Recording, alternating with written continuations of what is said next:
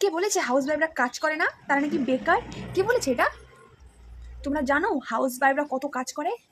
সকালবেলা উঠে ঘুম থেকে উঠেই সব ঘরের কাজ কমপ্লিট করার পর পুজো দিবে, স্নান টান করবে, তারপরে এসে মোবাইলে দেখবে কে কতগুলো মেসেজ করেছে, তার কমেন্টে কীরকম রিপ্লাই করবে, কীরকম কমেন্ট করেছে, এক একটা ভিডিও করার পর এডিট করার পর পোস্ট করে দেখবে কে কে কমেন্ট করেছে, সেই সুন্দর সুন্দর কমেন্টে রিপ্লাই করবে।